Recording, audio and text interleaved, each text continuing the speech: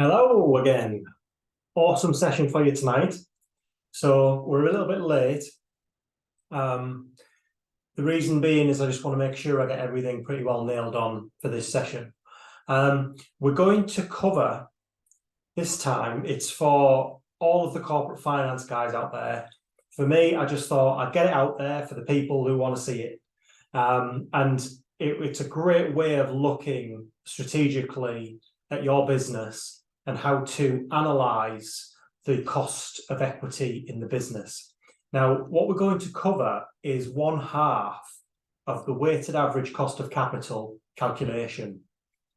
There will be variances within your own businesses, within your own countries, within your own markets, and I'll explain some of these as I go along. But the main point of this is so that you can see how the cost of equity can be calculated and how the first half, we're going to cover the second half in another live, how the first half cost of equity is calculated for the weighted average cost of capital. So this is going out on LinkedIn, YouTube, TikTok, X, and Facebook. So I always get back to everyone's comments, but do drop me a comment whilst I'm live. I might just not see it because I'm streaming across those 5 platforms. I am TheStrategySmith. I'm a management consultant and business coach. I'm a mergers and acquisitions expert, project management expert, and I've done quite a lot of things. So the reason why I wanted to do the WACC calculation was I have had a lot of queries as to how a discount factor can be calculated. Now, if you're in a public business, if your business is publicly traded, you'll be able to find a lot of this in open market or in market websites and financial websites. There's also ways that we can calculate certain things as long as we're provided with the data that we need to calculate it. I'll cover what's available, should be available within other businesses as well. There's 2 methods that I'm going to cover today to calculate the cost of equity. I'm going to talk a little bit about leverage and gearing that we covered in another live as to how a business is financed through debt and equity, because that's taken into account in terms of the cost of equity, the market value of equity if the business is floated, if the business is publicly traded, and how the business is financed by debt and equity, because the weighted average cost of capital takes into account the cost of debt, corporate tax, if there's corporate tax in your country, and that's why this was specificities in terms of the country is one example. Then adding the cost of debt to the cost of equity, and then being able to understand that a little bit more clearly. So we're going to look at now the cost of equity. There's 2 methods that we're going to look at. One is called the capital asset pricing model. The capital asset pricing model looks at the risk-free rate of what's available in the country. So the risk-free rate, it assumes a constant return irrespective of any form of risk premiums, things like that. That's the real risk-free rate. It's wise to include for inflation, for the risk-free rate as well, so the nominal risk-free rate, because you're taking into account that if any investor would invest into this risk-free asset, it's risk-free for all investors. So it's the same for everybody, as it's a publicly traded business. And so the risk-free rate of return is taken into account for the capital asset pricing model. So we're going to draw these 2 methods. We're going to draw them on this half of the board. And then when we cover cost of debt, I'm going to put them on this half of the board. And then you'll see underneath the full WACC calculation when we get through all of this. So nerding out, I don't want to call corporate finance guys nerds. I'm actually doing some corporate finance development myself. I've done corporate finance and valuations in my mergers and acquisitions journey, and also through my MBA studies and things like that. But this is something that I find, if you're able to work out the weighted average cost of capital using these methods, you'll find out more about a business and how a business ticks than you will going into the annual report and trying to do market Google PowerPoint spreadsheets. This is how I like to think to make strategy real, because if you're able to analyze a business in this way and understand from a line of sight as to, in terms of, in this case, cost of equity, what changes you might be able to make strategically in the organization, decision maker, board level, operational level, etc., how much of an improvement you can make in terms of the risk and therefore the discount factor that will be applied when valuing your business as well. So the risk-free rate.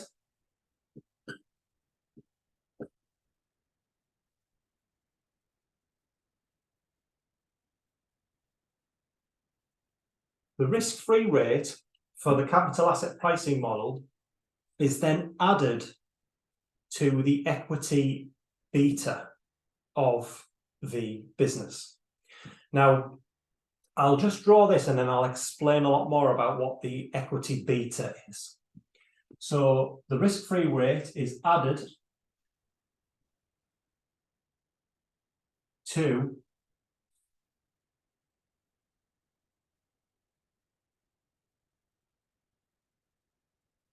the beta, the equity beta,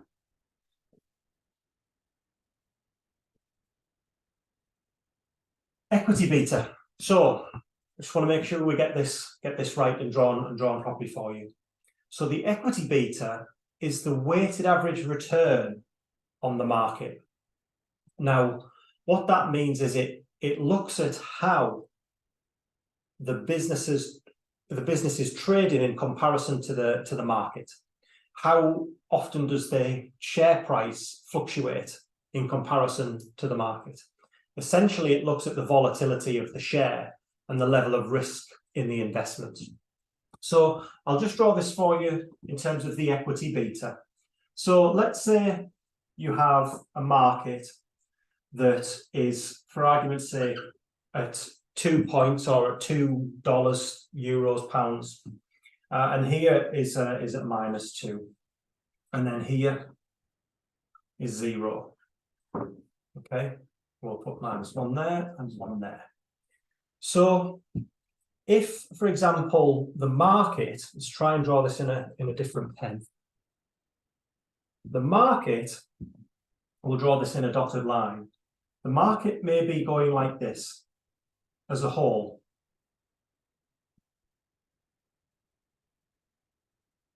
Okay, so it's staying within 1 and -1, which means that in comparison to 0, it's not fluctuating as much for this market, for this specific market. So a market could be London Stock Exchange, it could be NASDAQ, it could be NYSE, or the other ones, the other markets that you can look at, and they will have the level of volatility in the market.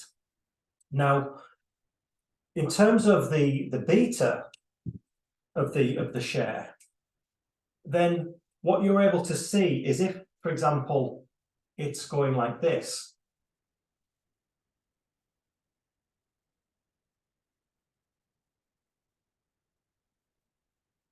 Then the beta here, in terms of its level of deviation away from 0, is going to be of a much higher average, which means that the weighted average of investment, the risk goes up, because you can't fully determine, less so than this line, you can't fully determine as much as to what that share is going to do or what that investment is going to do. And so if, for example, the market covariance is operating between 1 and -1, then you could say it's not a very volatile market. But if this beta is moving up and down, then it's a bigger risk in terms of the equity that's funding the business, because it's up and down all over the place. You can't fully determine what's happening. So this would be a volatile beta, and the greater the number, the greater the risk. Well, greater the variance, the greater the risk. Now, what you're able to also look at is the individual share ideally wants to be a steady line, or at least it following the market over time. And that's where you get your equity beta from. You can calculate equity betas. Drop a comment and we can cover that in a separate live. Usually you'll be able to find equity betas from market information as to how the business is currently trading. So that covers equity betas because it's the weighted average return on the market compared to the required return on the market. So this line here that I drew in red will make it a solid line.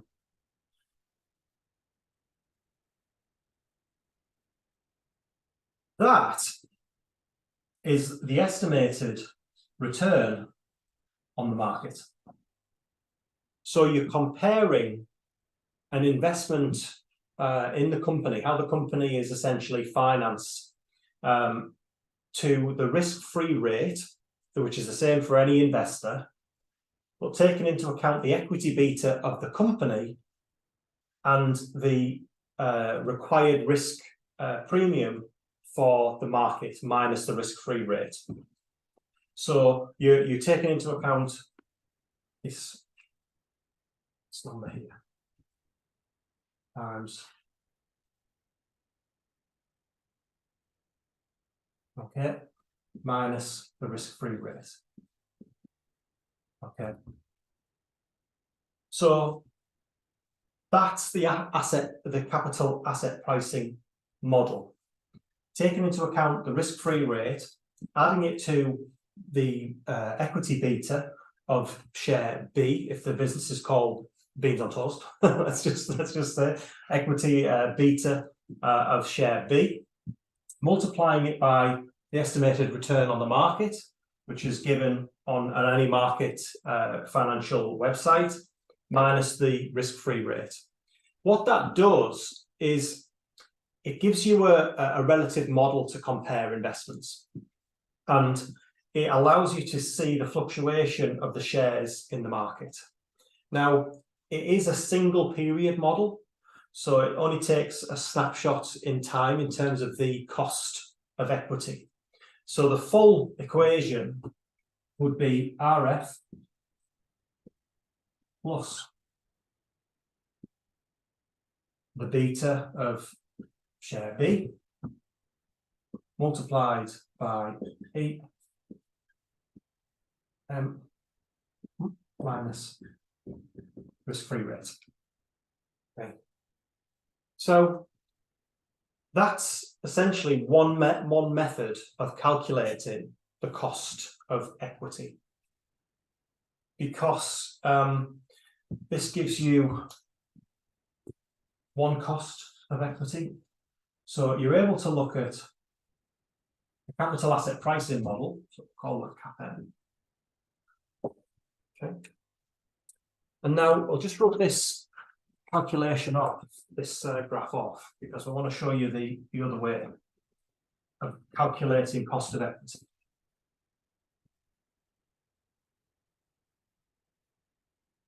So the reason why this is taken into account for the weighted average is because you're looking at how the business is financed and the risk of investing into it. And so equity beta is the weighted average return on the market. And then you take into account multiplying that in terms of the estimated return on the market minus the risk-free rate. The risk-free rate is there because it is a premium that you're adding to an investment, which is the same for all investors. So you're able to take a snapshot in time to determine the cost of equity for the business. So now we're going to look at another method and it's called the dividend valuation model. Some mathematicians call it, well, all mathematicians call it the Gordon growth model.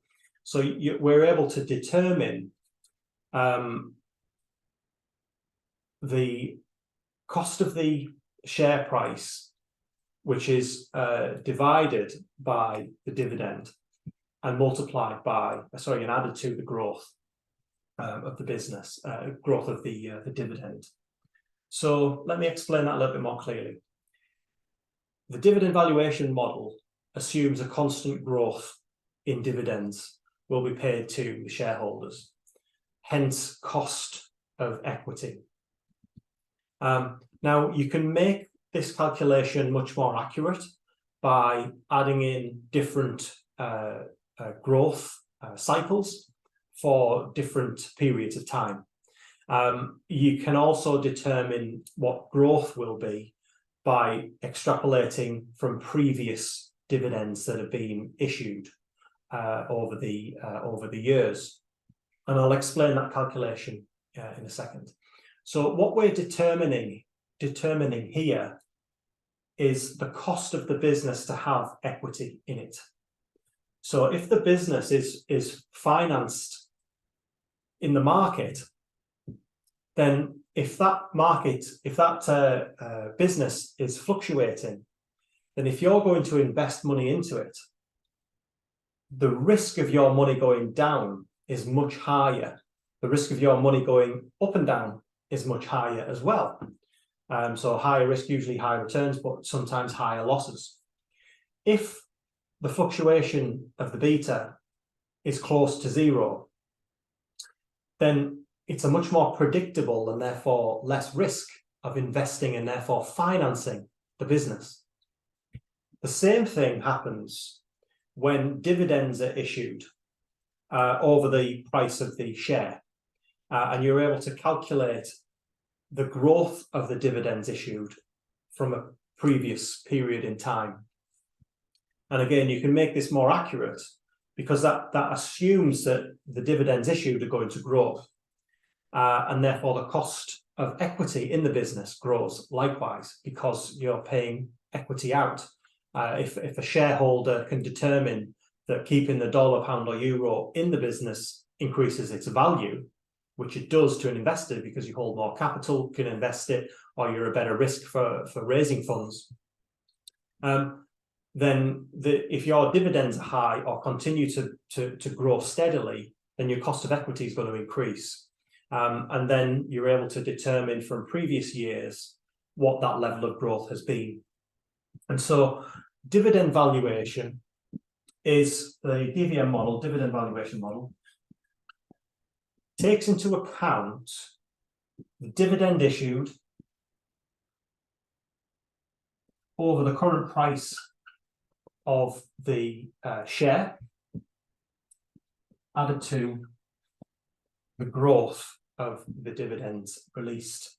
So to determine the growth, like I say, you can add in more growth cycles over more periods. You can look at more complex or more accurate ways of calculating growth. You can use a number of periods and a number of different growth measures, but essentially you need to compound the growth over time to determine how much it's grown from 3, 4, 5 years ago to get a good understanding as to, so you can assume the constant growth of dividends being issued, i.e. cost of equity, is going to grow over time. So you take into account the dividend over the price added to the growth.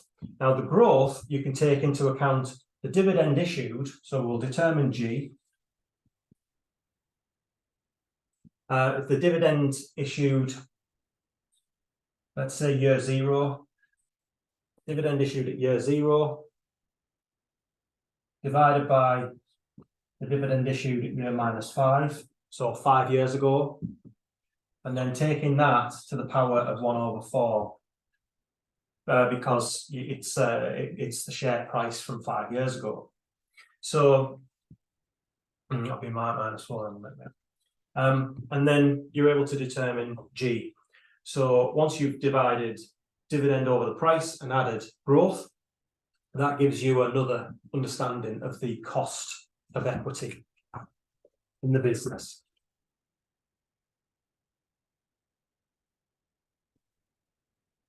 So you can use capital asset pricing model or dividend valuation model. Now, they have their pros and cons. Where this becomes strategic is you have to understand how the business is financed, and also if it's a publicly traded company, how volatile the share price is, and how predictable it is, therefore, to assume moving forward. I like sometimes to understand, in terms of growth, to forecast it moving forward. You could make it more accurate, like I keep saying, adding in longer periods, different periods, and different growth forecasts. But you can also account for inflation for growth as well, and you can assume inflation will warrant a higher dividend to match inflation moving forward. That, of course, will increase the risk and cost of equity if dividends are being issued. Now, I looked at this with other big companies that issued scrip dividends. So instead of issuing cash to its shareholders, businesses issue more shares. Now, it's great for the business because it's worked out the fact that holding money is worth more than issuing money. And issuing shares dilutes, in some regard, the shareholders' value because they're receiving more shares in the business. But as long as the share price increases from other areas, then people are continuing to invest and therefore finance the business. So issuing a scrip dividend and issuing more shares to shareholders encourages investment as well. And so as long as the share price remains less volatile, steady, and growing, therefore a scrip dividend protects the cash within the business and makes the business a better risk. And so that's where dividend valuation model can come into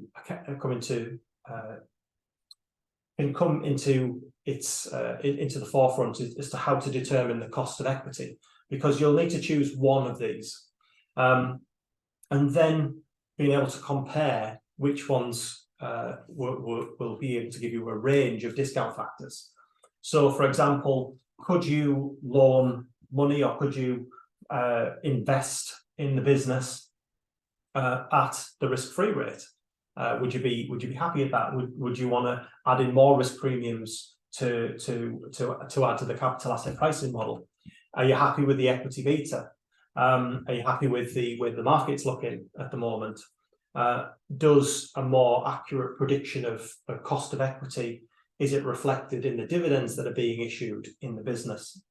So a person looking at your company will want to understand the cost of equity in the business and the level of financing that's involved there. So we've determined now cost of equity. So either capital asset pricing model or dividend valuation model gives you the cost of equity.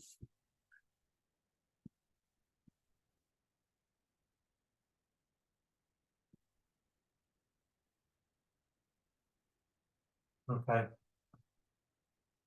That is then multiplied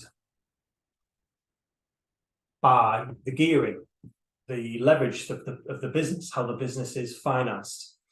In this half of the equation, because we've looked at cost of equity, we look at equity over debt plus equity. Now, if it's a publicly traded business, you need to look into the market value.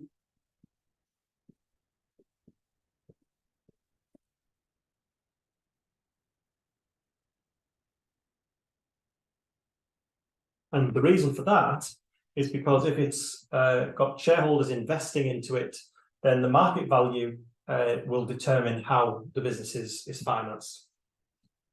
So determining the market value of equity over debt plus equity will give you a good understanding as to how the business is financed.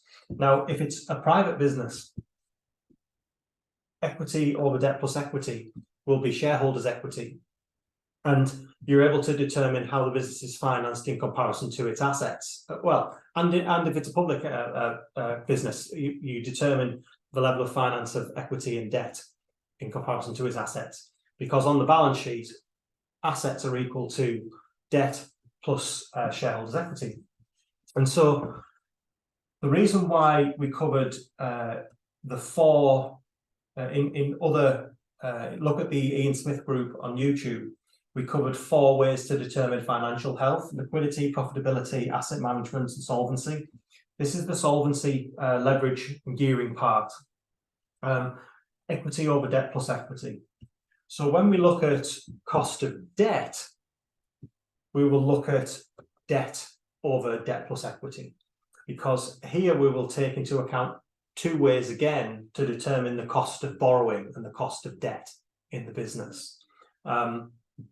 So just want to make sure we've covered cost of equity and why that's important and why it's included in the WACC calculation. WACC WACC. So dividend valuation model, it assumes a constant growth rate of dividends are going to be issued.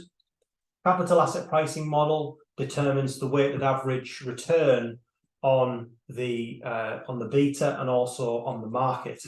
So taking into account the equity risk premium, multiplying it by the equity beta, adding it to the risk-free rate to take into account return on the market, risk-free rate for all investors, and then the specific equity beta for the volatility of that share, highlights the cost of equity for publicly traded companies. Because there's a bigger risk if the share price is more volatile, if it's in a steady market as well.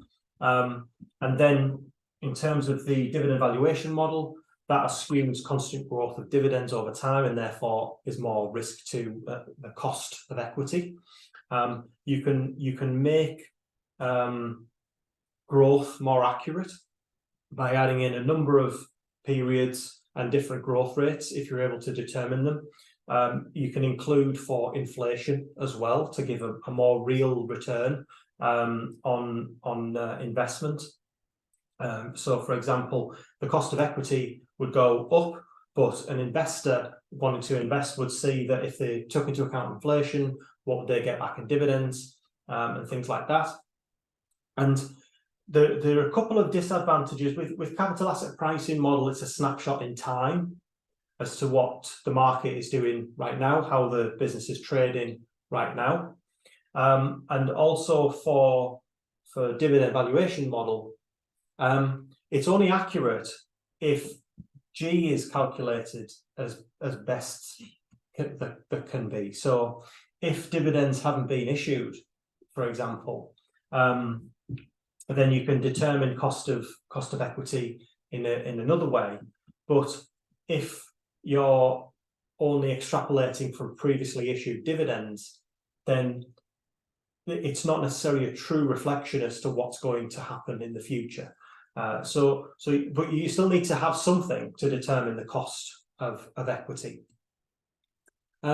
So you can consider calculating inflation into growth, and then cost of equity, so 1/2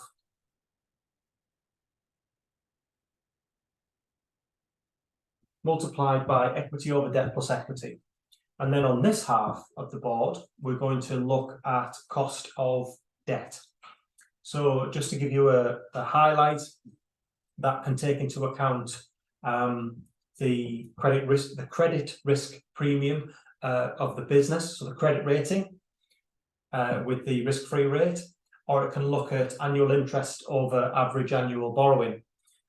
Takes into account corporate tax and also looks at the gearing from the debt side, debt over debt plus equity.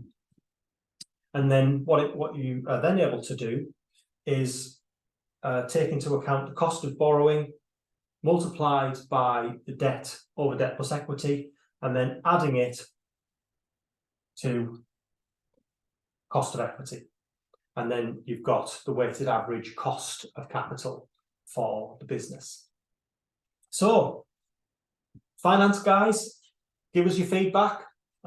We can add some numbers to these as well. If you drop some comments and like and subscribe, we'll add some numbers, and we can pull out a big business, small business, your business, to determine the weighted average cost of capital if you want. We will cover cost of debt in another session, but I hope you've enjoyed a bit of WACC calculation, cost of equity. See you later.